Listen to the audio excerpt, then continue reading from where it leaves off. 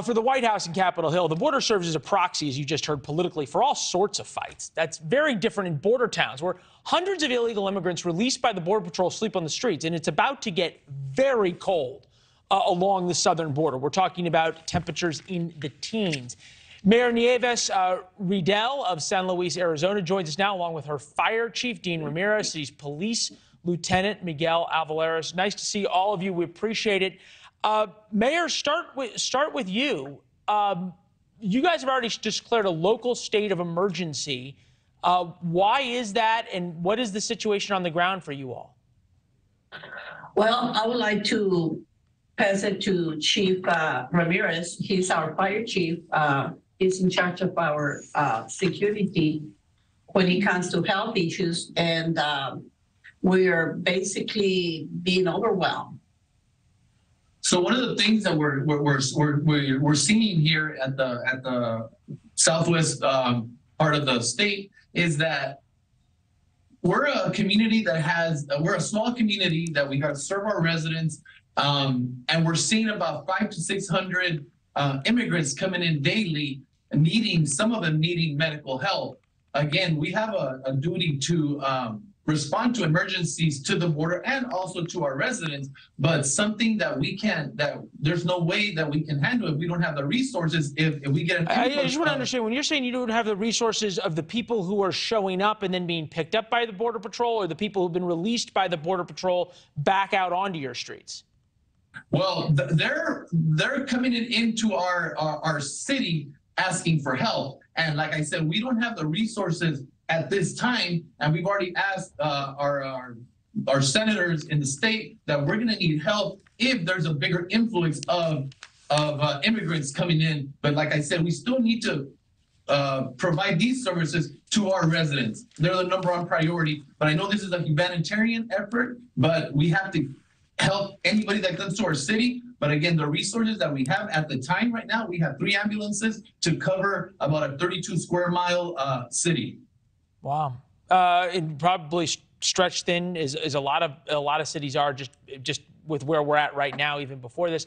Hey, Lieutenant, help me understand from your all's perspective, how much longer till we get to the breaking point? We already are at the breaking point when we have deaths occurring around the border, around our community, that we have to respond to, as well as having sent all the officers on shift basically to attend to groups of up to 60 immigrants illegally crossing into people's backyards and homes. It's already there at the tipping point. And we've been addressing this issue for almost 2 years now. And when you say so effectively, if I call 911 in your city, almost all the officers are already busy working on the illegal immigration problem. Where's the Border Patrol? I thought this was their job.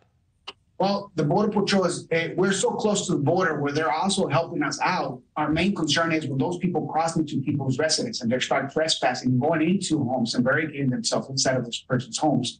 We have to deal with that. Our main priority is keeping our citizens safe, and it includes even patrolling around the border. We're showing video. We're showing video right now, I don't know if we can go back to it, but of the Texas National Guard that is deployed along the Rio Grande in El Paso. And they've pulled out what we would call razor wire across there to try and at least funnel some of the illegal immigrants who are coming in. Is that an option for you all in Arizona, or is the border too big? It is an option. It has not happened yet. Again, we're having to use our own resources within our agency and help our federal partners, both in the port of entry, customs and border security, as well as Border Patrol, with any issues that they might have.